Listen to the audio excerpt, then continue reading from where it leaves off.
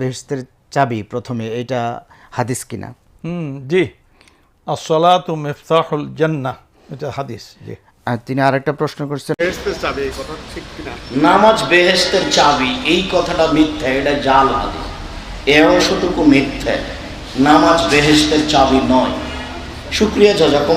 আর বাস্তবিকতাই লা ইলাহা ইল্লাল্লাহ মিফতাহুল জান্নাহ, মূলত লা ইলাহা ইল্লাল্লাহ হলো জান্নাতের চাবি। তবে চাবির দাঁতগুলো হলো সালাত, সিয়াম, হজ, যাকাত, আহকামগুলি হলো চাবির দাঁত। সালাত পড়লেই জান্নাতে যাবেন, সালাত পড়লে জান্নাতে যাবেন, আর সব আকাম কুকাম করবেন, এই দাবিটা ঠিক নয়। সালাত হচ্ছে জান্নাতের চাবি, হাদিসটি সহিহ কিনা? তবে হ্যাঁ, সালাত জান্নাতের চাবি, হাদিসটি সহিহ। শুনে এসেছি নামাজ বেহেশতের চাবি, কিন্তু এক আলেমের কাছ থেকে শুনেছি লা ইলাহা ইল্লাল্লাহ বেহেশতের চাবি। এই কথা কি সত্য? দেখুন, বেহেশতের মূল চাবি মূলত লা ইলাহা ইল্লাল্লাহ, এটাই ঠিক, আপনি শুনেছেন। এবং বিভিন্ন হাদিসের ব্যাপারে বহু হাদিস বর্ণিত হয়েছে যে মিফতাহুল জান্নাতি লা ইলাহা ইল্লাল্লাহ আও কামা ক্বালা আলাইহিস সালাম, অর্থাৎ জান্নাতের চাবি হলো আল্লাহর একত্ববাদের সাক্ষ্য দেওয়া, কালিমায়ে তাওহীদ এর সাক্ষ্য দেওয়া, তাওহীদকে মেনে নেওয়া, স্বীকার করা, স্বীকৃতি দেওয়া, এটা হলো জান্নাতের চাবি। তাওহীদ যদি কারণ না থাকে তার জান্নাত ওপেন হবে না। কিন্তু সেই সাথে তিরমিজি এবং সম্মত মুসনাদে আহমদের একটি বর্ণনাও আছে, যে বর্ণনাতে মিফতাহুল জান্নাতি সালাহ বলা হয়েছে, অর্থাৎ জান্নাতের চাবি হিসাবে সালাতকেও বলা হয়েছে। তো এই ক্ষেত্রে সমন্বয় যেটা হবে সেটা হলো যে জান্নাতের চাবি হিসেবে কালিমায়ে তাওহীদকে বলা হয়েছে, সেটা হলো জান্নাতের মূল চাবি। সে হাদিসে নবী করিম সাল্লাল্লাহু আলাইহি ওয়াসাল্লাম আরও বলেছেন যে চাবির একাধিক দাঁত থাকে, অতএব জান্নাতের যে চাবি, সেই চাবিরও একাধিক দাঁত আছে। অর্থাৎ তাওহীদের পাশাপাশি জান্নাতে যেতে হলে সালাত ইত্যাদি এগুলো লাগবে, এগুলোকে ছোটো ছোটো চাবি বলতে পারেন। সেই হিসাবে এগুলোকে চাবি বললে সেটাকে আমরা তারা বোঝাবো যে সালাতটা জান্নাতের চাবি, মানে সালাতটা জান্নাতের ছোটো চাবি, আর সালাত ইমানটা হলো, তাওহীদটা হলো সালাতের মূল চাবি। হাদিসে মূলত সেটাই আসছে বেশিরভাগ হাদিসে। খোলাসা কথা হলো জান্নাতের মূল চাবি হলো তাওহীদ। এর পাশাপাশি সালাতকে যে জান্নাতের চাবি বলা হয়েছে, সেই সনদ নিয়ে কিছুটা কথা আছে, হলেও সেটা গ্রহণযোগ্যতার লেভেল পর্যন্ত নেওয়া যায়। তো সেই হাদিসটার মিনিং হলো সেটা জান্নাতের ছোট চাবি বড় চাবির পাশাপাশি, কারণ কোনো চাবি দাঁত ছাড়া হয় না, নবী সাল্লাল্লাহু আলাইহি ওয়াসাল্লাম বলেছেন, বিধায় ওই বড় চাবির অনেকগুলো দাঁত দিয়ে সেটা পূর্ণাঙ্গতায় পৌঁছাবে ইনশাআল্লাহ বিইذনিল্লাহ। নামাজ পড়লে আল্লাহ জান্নাতে দেবে, এরকম একটা আয়াতও আমার চোখে ধরা পড়েনি। আমরা এখানে যারা আছি আলেমরা, আপনি একটা আয়াতও বলতে পারবেন কিনা আমি জানি না। নামাজ পড়লে আল্লাহ জান্নাত দেবে আমি পাইনি। এমনকি নামাজ পড়লে জান্নাত পাওয়া যাবে 100%, এটা হাদিসেও আছে। মিফতাহুল জান্নাতি সালাহ, যেটা এই হাদিসের সনদ মতন আমি খুঁজে পাইনি, এই সনদ মতন ঠিক নেই। তার মানে আমার মনে হয় এটা একটা আরবি প্রবাদ। আপনাদের যারা কোরআন হাদিসের জ্ঞান আছে, আপনি আর একটু গবেষণা করবেন। মিফতাহুল জান্নাতি সালাহ এতদিন সে জন্মের পর থেকে শুনে আসছি যে নামাজ বেহেশতের, কোনোদিন পড়িয়েছেন? শুনে আমি এই জন্য বারবার বলি, আমরা এখানে যারা আসি অধিকাংশগুলো আমরা শুনে মুসলমান, পড়িয়ে না। একটু পড়তে গেলে কিন্তু এর গোড়া খুঁজে পাওয়া যাবে না। হ্যাঁ, আউয়ালু মা ইউহাসাবু বিহিল আবদু ইয়াউমাল কিয়ামাতিস সালাহ, এটা আছে। কিয়ামতের দিন সর্বপ্রথম আল্লাহ আপনার কাছ থেকে নামাজের হিসাব, সেজদার হিসাব নেবেন, এটা ঠিক আছে। আরো যাদেরকে সেজদা দেওয়ার জন্য আল্লাহ আহ্বান জানাবেন, দুনিয়ায় যারা সেজদা দেয়নি ওরা উল্টিয়ে পড়বে। এটা সূরা কলমের ভেতরে আল্লাহ দিয়েছেন, যারা সেজদা দিতে পারবে না উল্টিয়ে পড়ে যাবে, লাঞ্ছিত, অপমানিত হবে এবং ঘৃণা তাদেরকে আঁকড়িয়ে ধরবে। জোরে বলেন নাউজুবিল্লাহ। আমরা এখান থেকে যেটা নিতে চাই যে আল্লাহর কাছে আমরা যদি যেতে চাই, নামাজ পড়া লাগবে, সেজদা দেওয়া লাগবে, এর বিকল্প আর কিচ্ছু নেই। বান্দা হিসাবে জান্নাত যদি আল্লাহ নাও দেয়, যেহেতু আমরা বান্দা, মালিকের একটা হুকুম যে সেজদা দাও, অসজুদ, সেজদা দাও, অকতারিব, আমার কাছে চলে আস। আল্লাহ চায় যে বান্দা আমার কাছে আসুক। সে আসতে হলে যে মাধ্যমটা, তার নাম সেজদা। তার নাম কি? আপনি এই কপালটা দিয়ে যখন জমিনের ওপরে সেজদা লাগান, বোঝাতে চায় আল্লাহ রাব্বুল আলামিন, বান্দা তোমার এই কপালটা একটা কলম। কপাল কি? কপাল আর এই নাকটা কলম, আর এই যে জমিনটা এটা একটা কাগজ। তোমার এই কলম দিয়ে কাগজ নামক এই জমিনের উপরে তুমি নিজে লিখে দিচ্ছ সেই ফজর থেকে শুরু করে এসা পর্যন্ত 5 বার যে আল্লাহ আমি কিন্তু তোমার গোলাম, আমি এটা লিখে দিলাম। আপনি আল্লাহর গোলামে ঘোষণার স্বীকৃতি দেওয়া শুধু শেষ না, লিখে সই স্বাক্ষর করে দিয়ে আসলে এরপরও আপনি আল্লাহর গোলামি বাদ দিয়ে যদি অন্য কারো গোলামি করেন, এটা তো আপনি নিজের অন্তত কথায় নিজে মুনাফিক হয়ে যাচ্ছে। কথা দিয়ে কথা না রাখা কি? আশা করছি আপনি বুঝে ফেলেছেন। আল্লাহর সাথে যেরকম মুনাফিকি যেন আমাদের না হয়। আল্লাহ তুমি আমাদেরকে বাঁচাও, জোরে বলে না। তাহলে যে আবতাগু ইলাইহিল ওয়াসিলার যে ব্যাখ্যা, এটা কারো হাতে আল্লাহ দেয়নি কেন? আল্লাহ ভালোভাবে জানে যে যেই মতে আছে ও কিন্তু ওই মতের দিকে টেনে নিয়ে যাবে।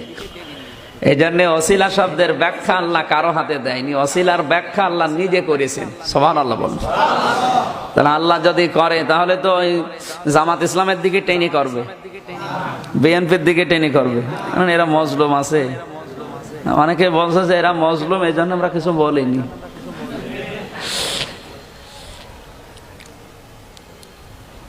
সুতরাং এদের দিকে তাকিয়ে না, আল্লাহ রাব্বুল আলামিন তার সব বান্দা তার কাছে সমান। বান্দার দিকে তাকিয়েই বান্দার কোনটায় উপকার হয় সেদিকে তাকিয়েই তিনি ব্যাখ্যা দিয়েছেন। আল্লাহর নিকটে পৌঁছাতে হলে একটাই মাধ্যমে, আয়াতের শেষের দিকে আছে ওয়াজাহিদু ফি সাবিলিহি। আমার কাছে আসতে চাইলে আমার রাস্তায় সংগ্রাম করা লাগবে, জিহাদ করা লাগবে। আপনি তো সুবহানাল্লাহ বলছেন, কিন্তু এই দেশে তো সমস্যা, কারণ এই শব্দটা আজকে একটা আতঙ্ক বানিয়ে ফেলেছে। জিহাদ শব্দটাকে কিছু মানুষ আতঙ্ক বানিয়ে ফেলেছে, অথচ জিহাদ মানে তো আতঙ্কর বিষয় না। অন্যায় যেখানে, প্রতিবাদ সেখানে, এর নাম জিহাদ। ইসলামী ব্যাংকের যিনি এখন এই যে মগবাজার শাখায় মনে করেন ম্যানেজার আছে, উনি যদি কোনো দুর্নীতি করে, এখানে যিনি সিকিউরিটি গার্ড আছে, উনি যদি যে অন্যায় প্রতিবাদ করে, হয়তো চাকরি এখান থেকে ট্রান্সফার করে দিতে পারে, কিন্তু এই প্রতিবাদ করা এটা কি?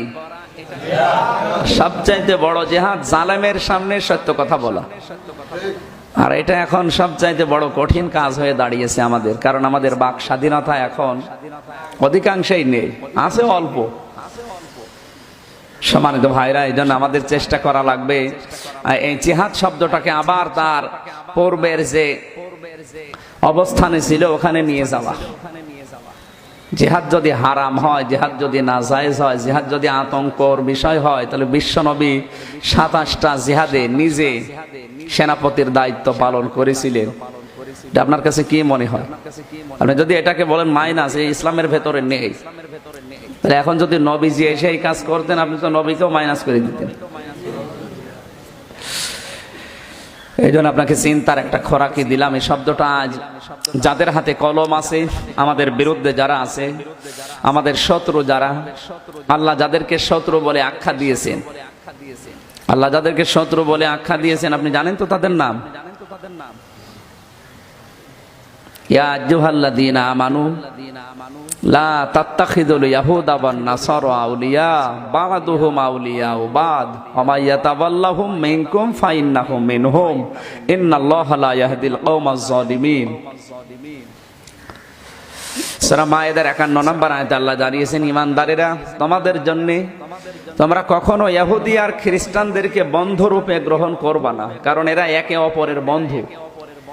বা'দুহুম আউলিয়াউ বা'দ, তারা একে অপরের। এই আয়াত থেকে একটা শিক্ষা আমি পেয়েছি, যতক্ষণ পর্যন্ত ইহুদি খ্রিস্টানেরা একে অপরের বন্ধু, সাহায্য সহযোগিতা করবে, ততক্ষণ তাদের সাথে কোনো সম্পর্ক রাখা যাবে না, যদি মুসলিম দাবি করে।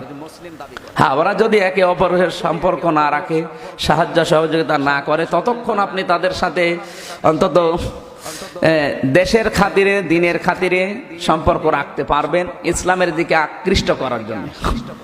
আজ আপনি বিশ্বের দিকে তাকান তো, বিশ্বে যত মানুষ আছে 810 কোটির উপরে, শুধু 175 কোটি মুসলিম বাদ দিয়ে সব বেজাতি যারা, আমরা এক কথায় বেজাতি বলি, কাফের, মুশরিক, ইহুদি, খ্রিস্টান, মাজুসি, বৌদ্ধ যারা আছে সব কিন্তু এখন এক, শুধু মুসলমান কি করে ধ্বংস করা যায়। ওরা এই জায়গায় এক না? 175 কোটি বাদ দিয়ে বাকি সবাই এক। এই আয়াতের ঘোষণা ছিল বাদুহুম আউলিয়া ও বাদ। ওরা যখন একে অপরের বন্ধু হবে তখন তাদের সাথে সম্পর্ক রাখা যাবে না। যদি আপনি মুসলিম দাবি করেন, ইমান যদি আছে, এই দাবি করেন যে আল্লাহ আমার ইমান আছে, তাহলে আপনাকে এই আয়াতটা মানাই লাগবে। এরপরও যদি আপনি না মেনে নেন, আমি আবার বলছি, আপনি তাদের মানতে পারবেন না তা না, যদি ওরা একে অপরকে সাহায্য না করে, সহযোগিতা না করে, তাহলে তাদের সাথে বন্ধুত্ব করা, চলাফেরা করা, সম্পর্ক রাখা, এটা পররাষ্ট্র নীতির আয়াত। যারা পররাষ্ট্র মন্ত্রণালয় চালাচ্ছে এই আয়াতটা যদি বুঝে চালাতো আমরা না খেয়ে মরতাম, কিন্তু এই আয়াতটার বিরুদ্ধে আমরা যেতাম না। কথা বুঝতেছে? এর পরবর্তী শব্দ আমাইয়াতাবাল্লাহু মিনকুম ফাইন্নাহু মিনহুম। এর পরেও যদি তোমরা ওদেরকে অনুসরণ করো, ওদের পথ মত বেঁচে চলো, আমি আল্লাহ তোমাদের ওদের মতো বানিয়ে দেব। আজ আমাদেরকে ফিরে ওদের মতোই বানিয়ে দিয়েছে। ওদের অর্থনীতি ব্যবস্থা হচ্ছে সুদ ভিত্তিক, আমাদেরটাও কি মানে ওদের মতো ব্যবসা আমরা করি, এজন্য আল্লাহ ওদের মতো আমাদের বানিয়ে দিয়েছে।